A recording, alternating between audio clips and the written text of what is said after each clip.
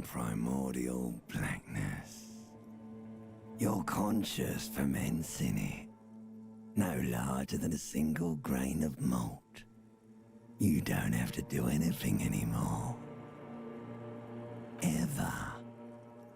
Never, ever.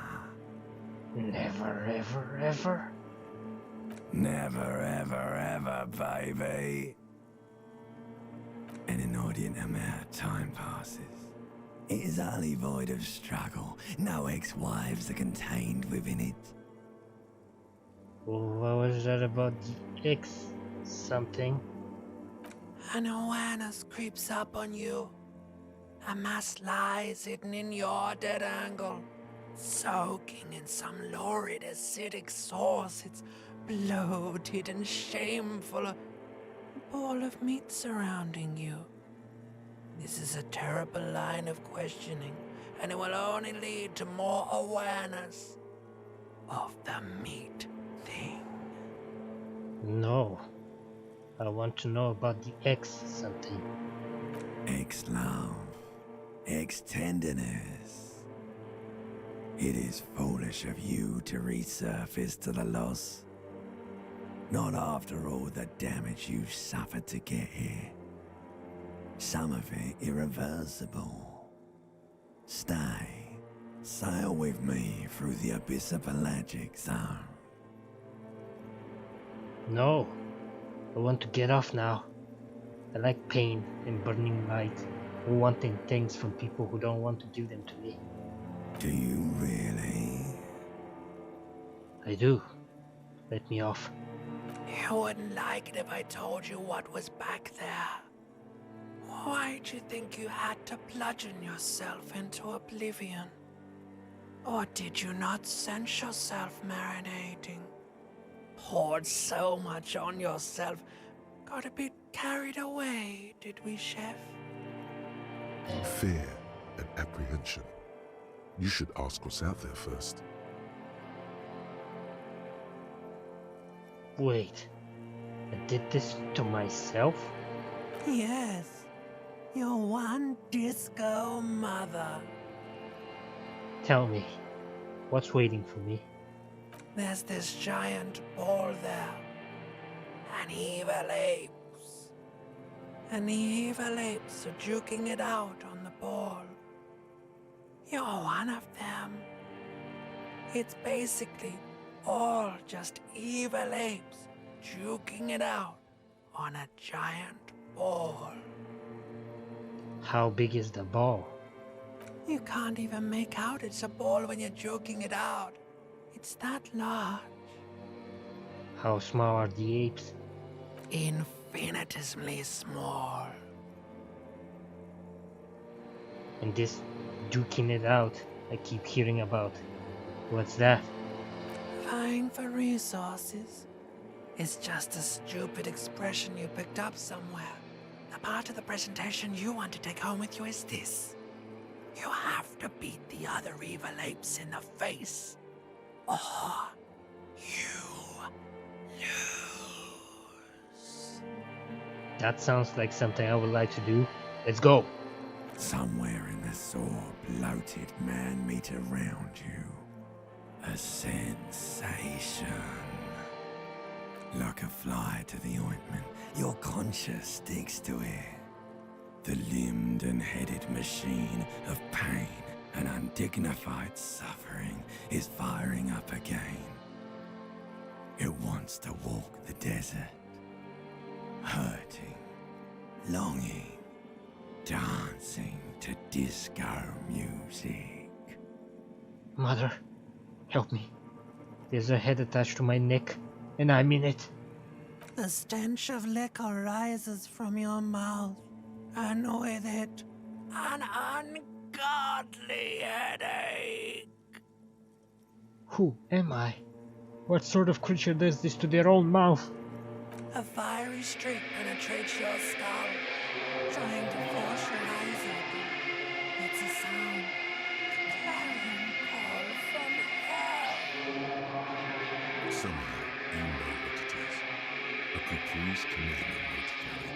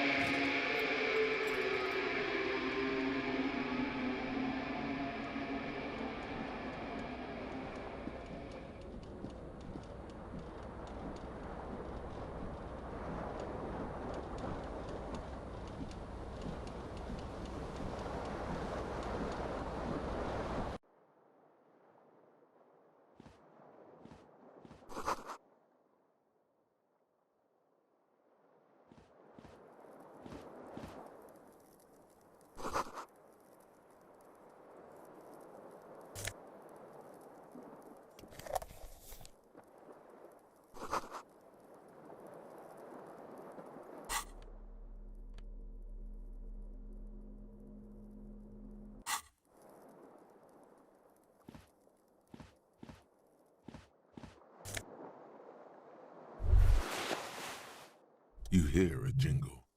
Keys are clinking in the pocket of your flare-cut pants. It says whirling in rags on the aluminium key ring. There is a single key on the ring. The number 1 is etched on it. It should open the door.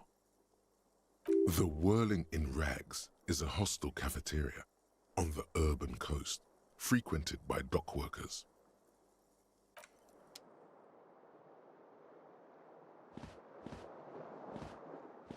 The window stands broken in its frame. Cold wind blows in. The shards face outward. Whatever broke this window came from the inside. Did I break it with my own hands? A fine web of scarring covers the back of your right hand, but none of it is recent. What did this then? More likely a projectile than a held object. There are no fragments on the floor from pulling a tool back in after impact. Wait, what am I doing? Something you've done before. It is too large for a bullet, yet too small for a piece of furniture. You're looking for something heavy and larger than your fist. Like the green shoe that's on the hat rack in the corner, which, coincidentally, is missing its friend. Congratulations, you smashed the window with your own shoe. Now you only have one. If you're lucky, you can still find the other on the balcony outside. The door to it should be outside your room. Maybe it wasn't me. You mean someone else took your shoe off and smashed the window with it? This person also forced the drinks on you. I don't need it. I don't need anyone. The window agrees. Its cracked smile is cold and sparkly.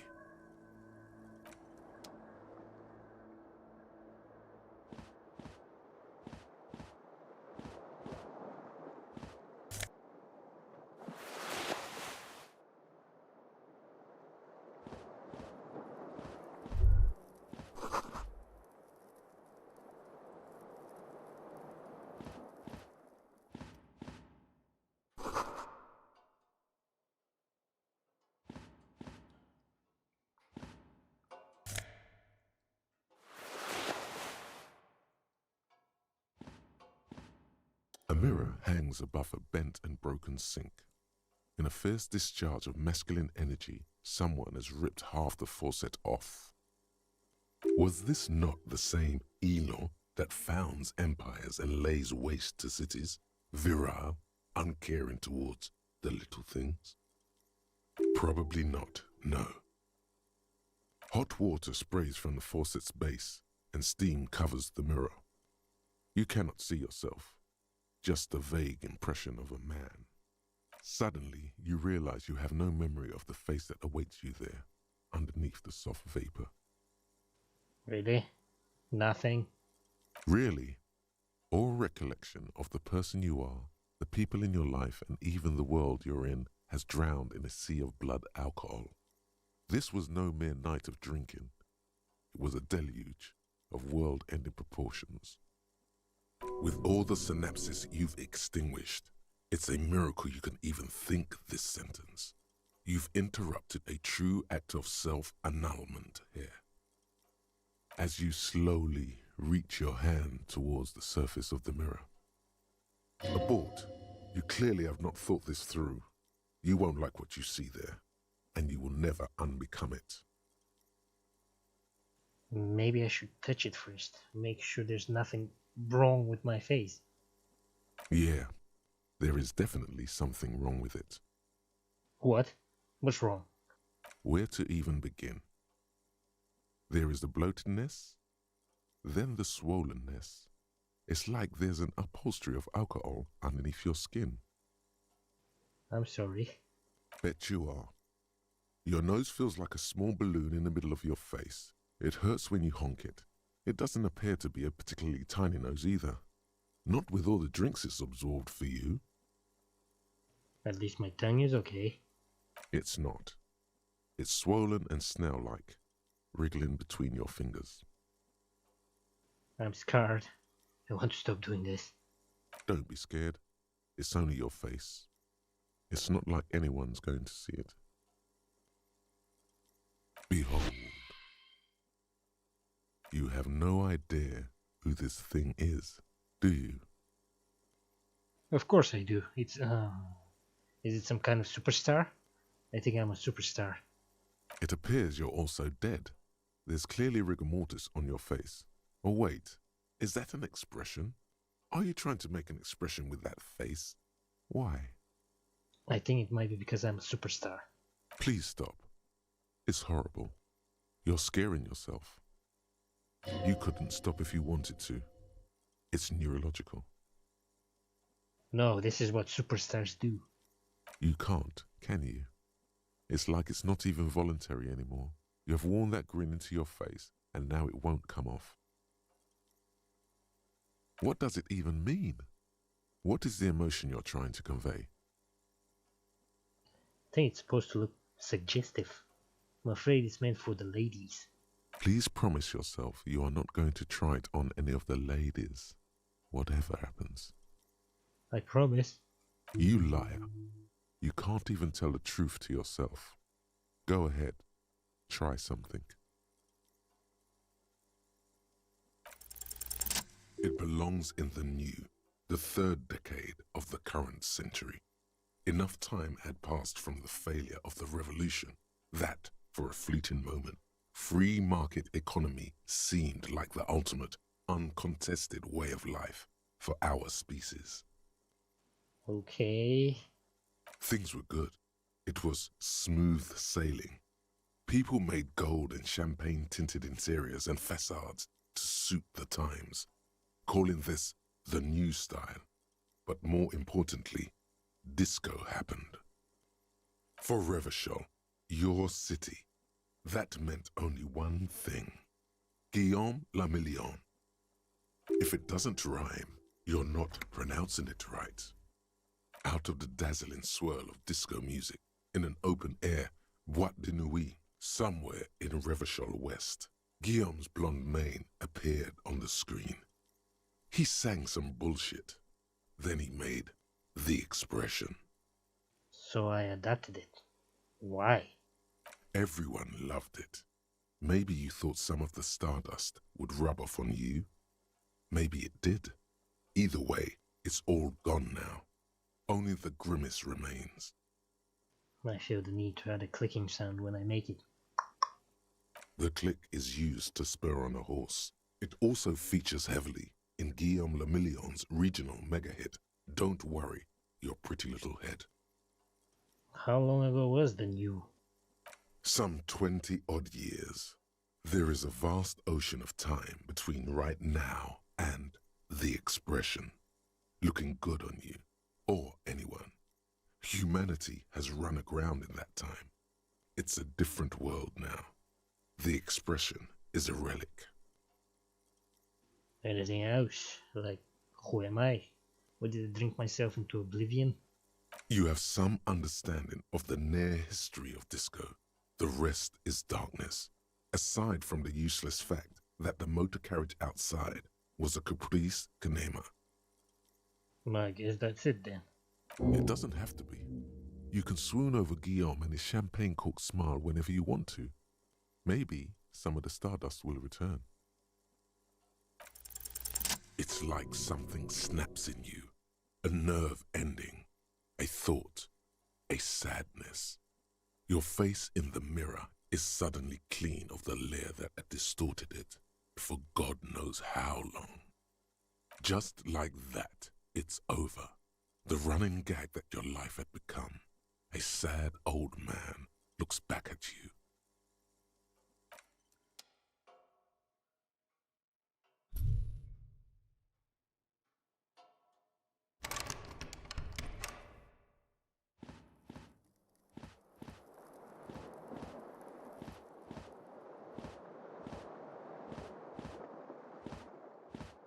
This fan has two chain pull switches.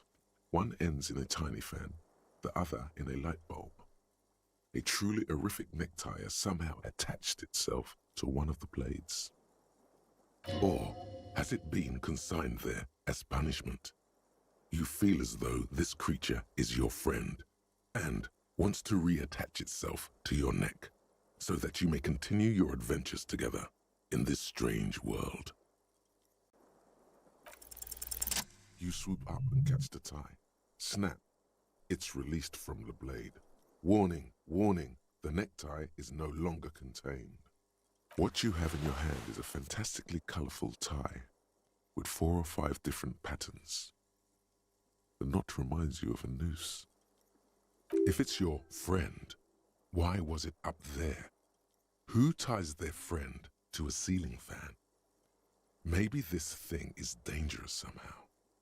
An ominous, foreboding feeling fills you as you look at the tie.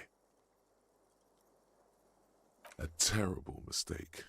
Turn the lights off immediately. You can practically feel the photons burning a hole in your brain. It's just a little hangover-induced photosensitivity. Don't overreact. Little black spots dance on your retinas. It's almost pleasurable. The blades come squeaking to a halt. The lights are off again.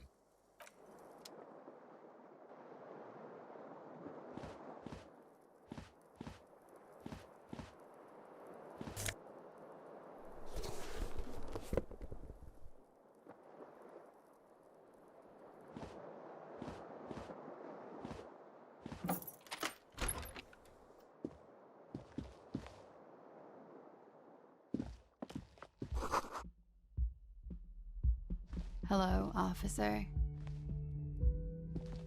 The young woman raises a cigarette to her lips.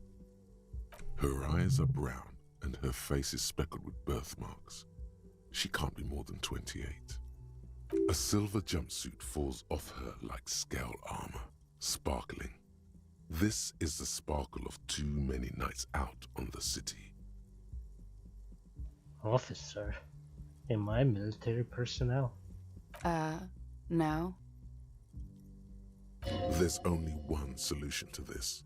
You're a businessman. Wait, I know. I'm a businessman, chief executive officer, right? The young woman shakes her head slowly.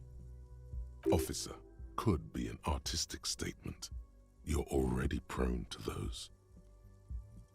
Officer is my stage name, right?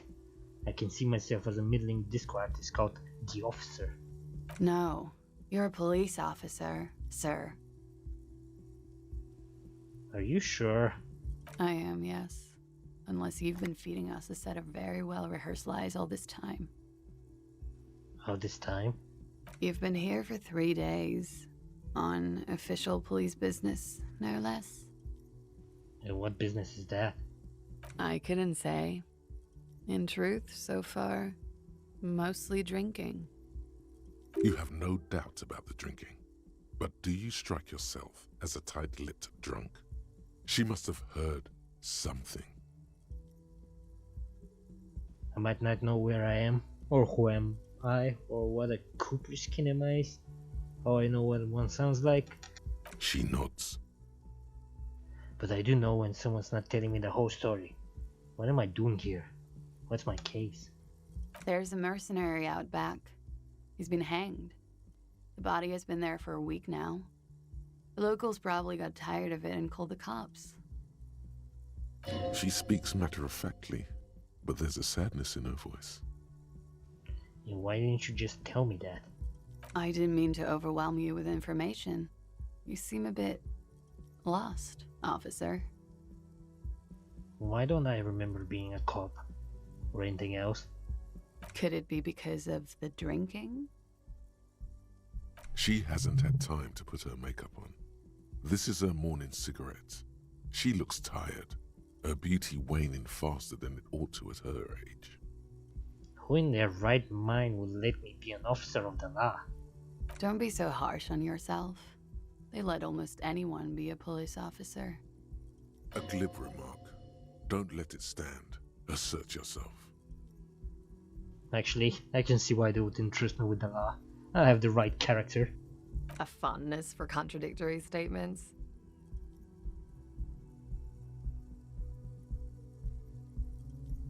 No, I get these tidbits of information sometimes. Little facts like trivia. Gives me a detective vibe. Of course. She remains unconvinced. Try the expression. Come on, why are you still doing this? I'm a Death Star, bloated, a gunner, and still... does the longing ever stop? Alcohol raises testosterone levels, especially in men. The levels remain elevated after inebriation ends and the pain begins. You seek comfort. It's only natural. Isn't it the other way around? Heavy drinking decreases testosterone.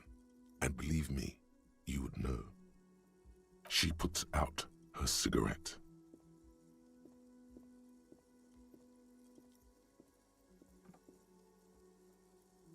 Something stirs in you as she's about to go. Call it an instinct, a need. The need to ask questions. It's like you said the words 1,000,000 times before. She looks back at you, a light glinting off her eyes. What if I don't want to ask questions? You're a cop, Harry. It is unnatural of you not to want to ask questions. You don't have to. No one is forcing you to be a cop.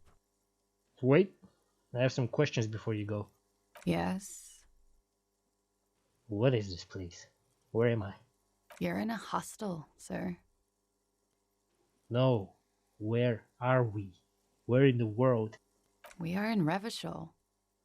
Revachol is the disgraced former capital of the world, divided into zones of control under foreign occupation. Half a century after a failed world revolution, she is central to our moment in time. Revachol forever. Forever and ever. And ever and ever, out of the corner of your eye, you see the hair on the back of your hand standing on end. It feels as though low-grade lightning is coursing through you. You must be hypersensitive from the hangover. Tell me, is it 51 now? It's 51.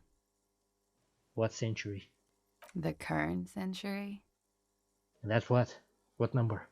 Centuries don't have numbers. They have names. And this is the current one. How many centuries have there been then? Civilization has existed for 8,000 years, sir. What's so funny? You're right. There is nothing funny about civilization.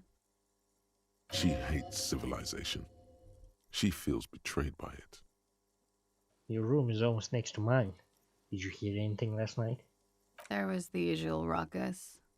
Loud disco music. Did I have any visitors? I couldn't say. It's impossible to hear people speaking from over here. Loud disco music? Oh, yes. Various artists. Ostentatious orchestration prime among them. Oh, that. Yeah. Whoa. The less said about OO, the better.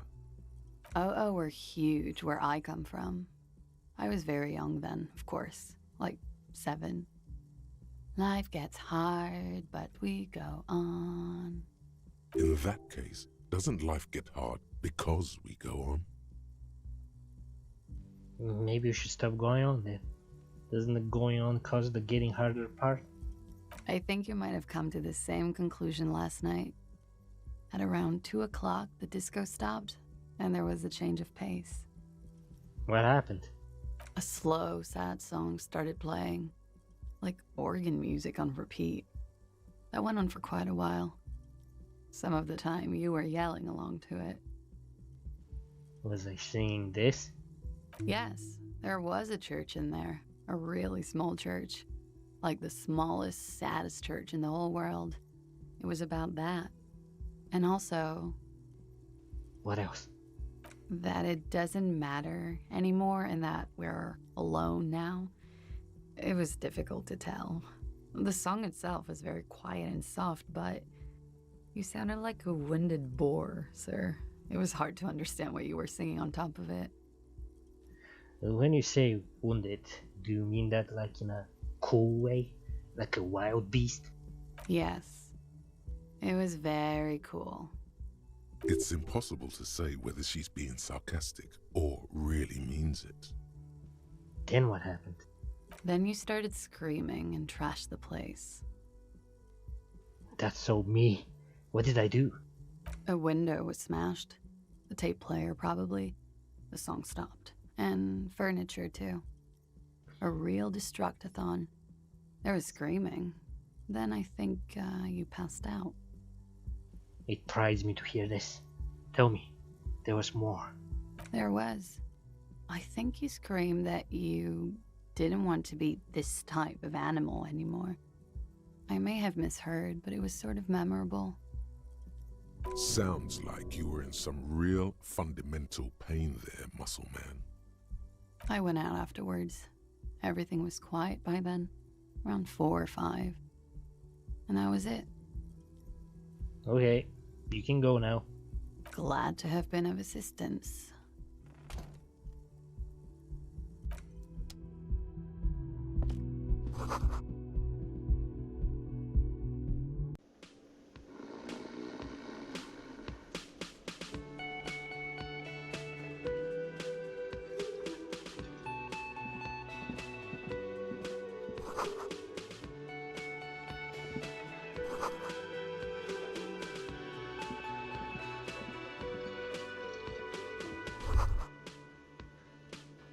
You should totally sing karaoke here, the first chance you get. Your emotions need to be expressed. People need to know your vast, oceanic soul. My soul is immense. Utterly. And it needs to be heard. Through a PA system. By other people. Whether they like it or not. Ram it up their ears, says your adrenaline gland. Violently express yourself. This goes well with the theory I'm developing, that I'm a down-on-my-luck superstar person. Who is mistakenly identified as a cop for his prominent jawline? Yes, sounds likely. You should probably go on stage and pose for a moment when you're done with this thought. See if it works. What should I sing when it comes to it? You should sing the sad small church song from that tape you found. Thought it was obvious. Of course, you really get a gauge on my soul with that one. Serves them right. Wipe that smirk off their face with your sad, tragic, small church song. Who's laughing now? No one. You would need another copy of the tape first, though. The one upstairs is destroyed.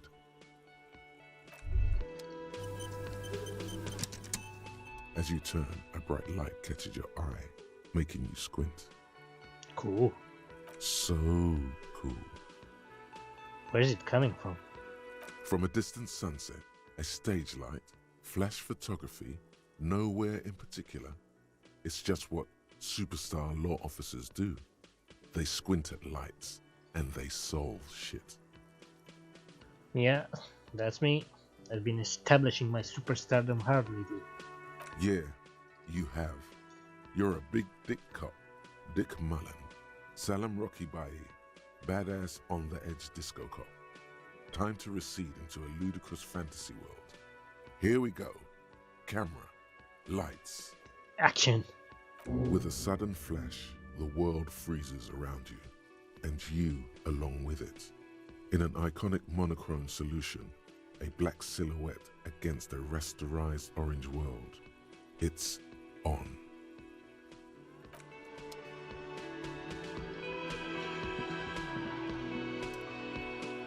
A man in his late 20s stands behind the counter, inspecting a stuffed seabird. As you approach, he gives you a sideways glance, then looks down again. That was disdain in his eyes. Even now he is purposely ignoring you. Looks like he's not a fan. What's wrong? Don't you like the officer? Oh no, you're a hero. A real hero cop. Could the massive property damage upstairs have anything to do with this? So not only am I a cop, but I'm also a hero? Yes, you are. A real decorated hero. What did I do? What did you not do? First you took the body down, then you solved the murder, then you didn't trash my hostel room. Maybe you even negotiated the strike. Oh my god. I did all those things? No, you see, actually, you didn't. You haven't done anything even remotely useful since you got here. What have I been doing then? Have you seen me around? No, I haven't seen you around. I'm not always here. A competent work of taxidermy. The white and brown seabird lies among piles of coasters and drying mugs, one of its wings broken. The man is trying to mend it. Looks like the bird was ripped off the shield that was used to mount it, most likely on a wall. This is the great skua. The seabird is the symbol for the discovery of the Insulindian Isola, the part of the world you are in right now. The small steel tag says as much. The great skua. Stegosaurus skua. Something about it makes you feel bitter.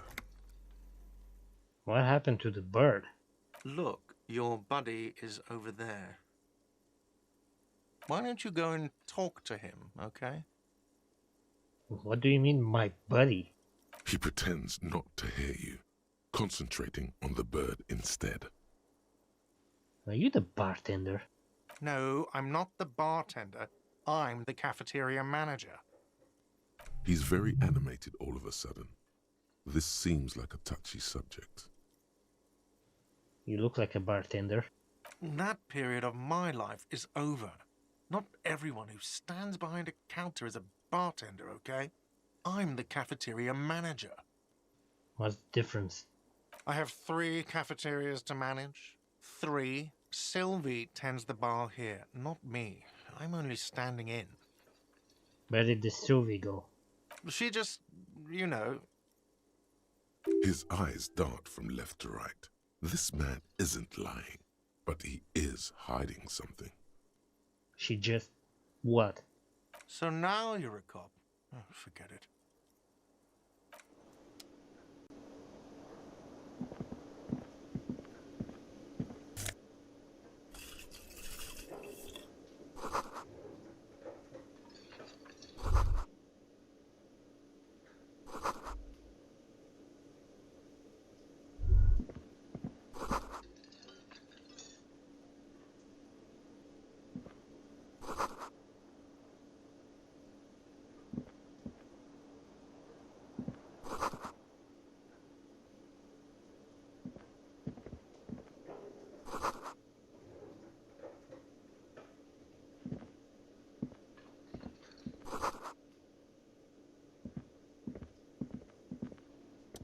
A bespectacled man in an orange bomber jacket is tapping his foot on the floor.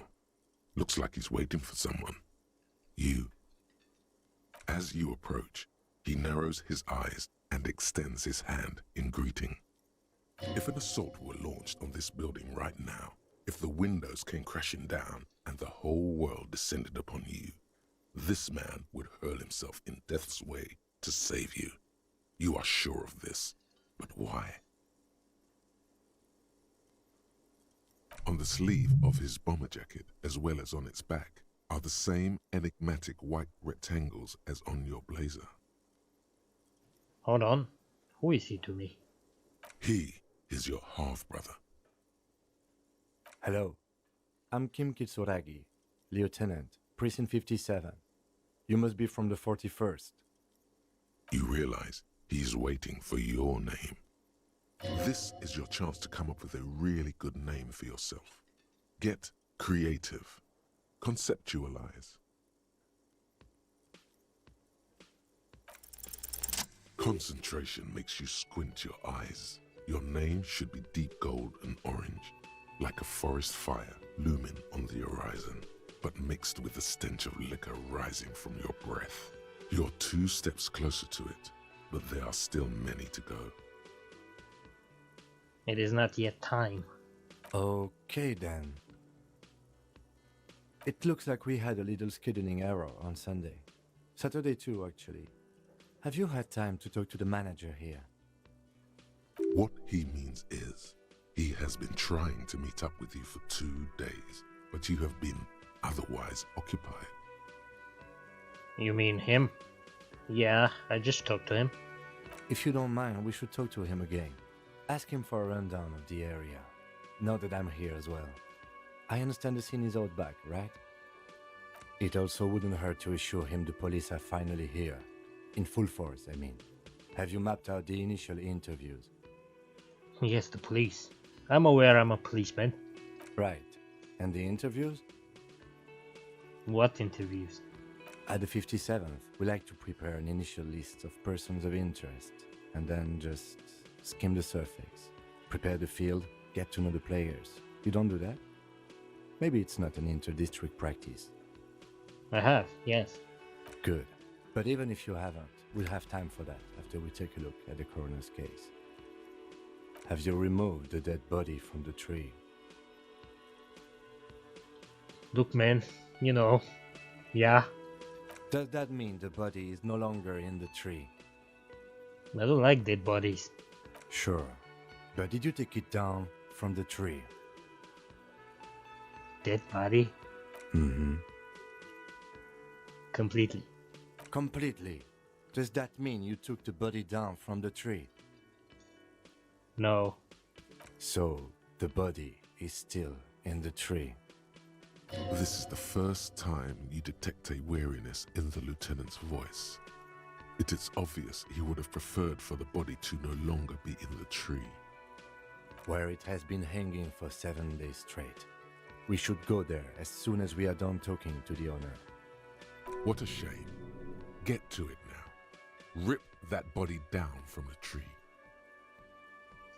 What if I told you I'm not really a police officer? We all feel that way sometimes.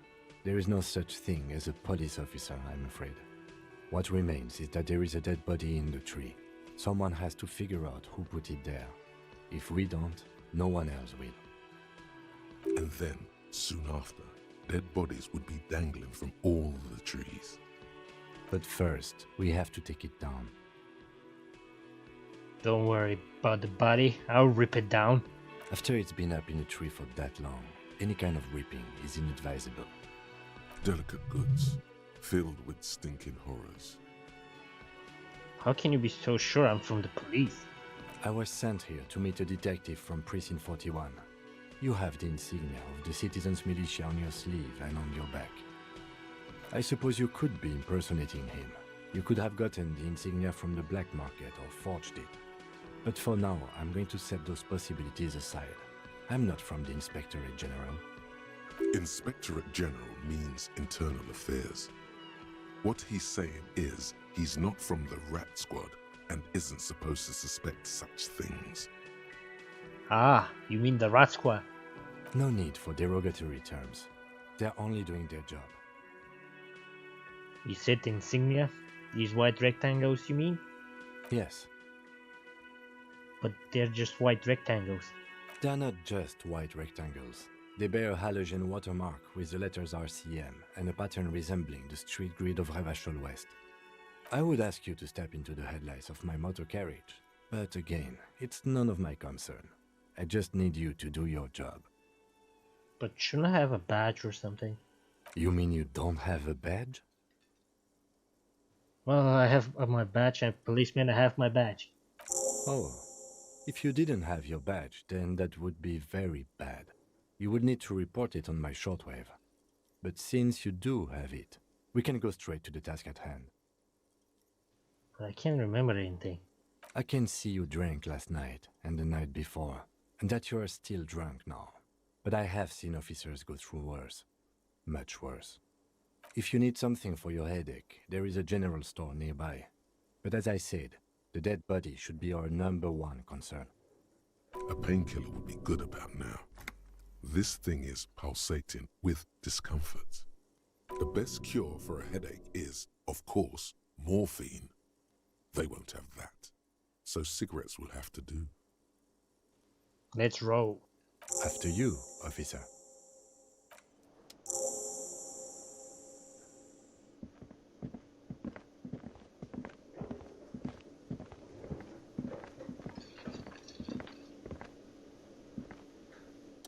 The man with the unimpressive beard notices you approaching. He drops the ledger he was holding and turns to the lieutenant. Mr. Gart, right? You run this place. Yes. I am Kim Kitsuragi from Precinct 57. This is an inter-district investigation, so joining me from Precinct 41... What is gold and orange like a forest fire, but smells like liquor? Are you kidding me? No, man. Help me out. What is gold and orange and smells like liquor? It's you. It's obviously you. You smell like liquor. And you're orange. See? Everyone agrees it's your color scheme. We're on the right track with this name thing. Is this what you get when you call the police now? We've been waiting for a week here. Sir, I understand your concern, but we are here to do a job. And for us to do it, I need you to stay calm. Yes, of course. For a moment, the cafeteria manager fidgets under the lieutenant's gaze. Then he gives in. I know it took us a while to arrive at the scene, but it also took you a while to call us.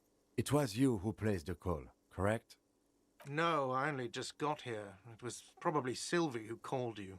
She usually works the bar here. I'm only temporarily taking over her duties. Do you have her number? As a matter of fact, I do. This sounds like something you can use to call this Sylvie later. You said you just got here. From where? Are you a local? What, of Martinez? No, I live in Jamrock. I only sometimes come here to keep an eye on the place. This is just one of the many, many cafeterias I manage. But you still know your way around, yes? In case we need directions. Yes, I know where some things are, but as I said, I don't live here. I just used to work here. And I'm not going to start working here again, if that's what you think. I didn't imply that. Detective. He probably means this is where you step in and ask your questions. Right then. Questions. I got this. His face expresses profound doubt in your having this. Ask him about the body's location before asking if he killed him. People give up information in the more innocuous questions, which you can later use in the more sinister ones, not vice versa.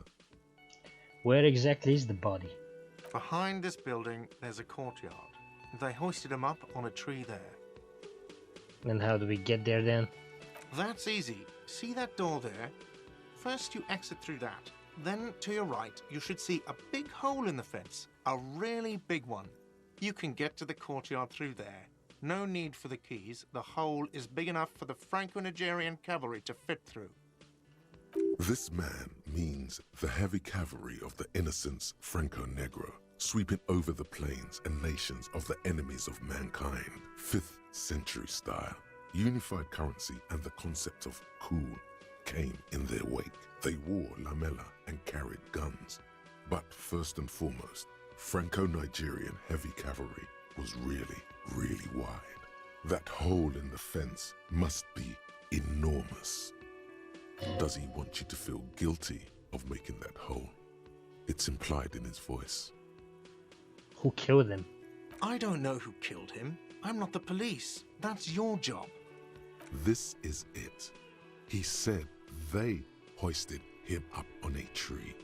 Who is this they, if he doesn't know?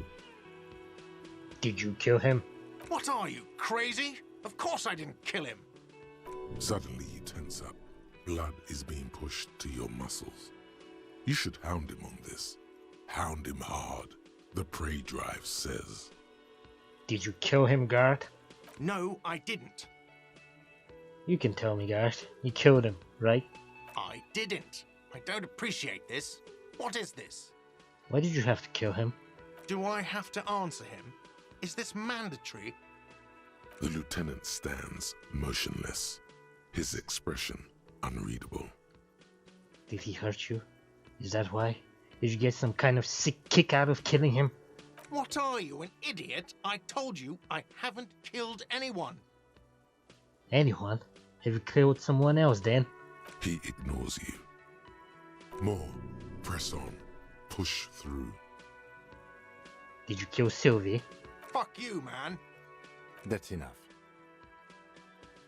A very silent wave comes from the lieutenant, like the distant echo of a drum roll. It's approval. You have not entirely convinced me. That's a real pity. Before you said they hoisted him up on a tree. Who did you mean by they? Oh, I meant the union dock workers. You know, the guys who everyone is saying killed him, which no one is saying about me, because I didn't. Who is this everyone? The locals, customers, the people who eat here. A lot of dock workers eat here.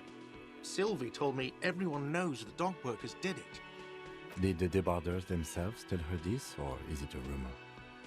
I don't really know. You'll have to ask her. Why would the dock workers lynch this man? I would suppose it's because they have nothing better to do. You mean the strike? Yes, the strike. The man they hanged was a security guard for the harbour company, I hear. A mercenary. The unionistas probably thought they'd send a message. I have another question. The lieutenant turns the page in the little notebook he's been scribbling in. Why did Sylvie go away? Haven't you asked me that already? What is it with you and this woman? She has nothing to do with this. No. Before I asked you where. Now I'm asking you why she left. Okay, you got me. She went away because of the dead body out back. And because I asked for her number. That's why Sylvie went away. I hope you appreciate that. Thank you. Mystery solved. Is it? Because I thought you were supposed to be investigating the lynching, not my employer conduct. This stuff gets on my nerves. I'm a feminist. What? That's right. If there's one thing I know about myself is that I'm a total raging feminist. Is that so? Mr. Feminist? That's all. Let's go. Not so fast, Mr. Feminist. You owe me 130 real. No one is saying the multi-pattern necktie you found tied to the ceiling fan can talk. No one. It must be merely imagination. But Let's bail! Time to push the eject button! Sounds like a responsibility! You don't like those! no, don't listen to him. It's madness. Just talk.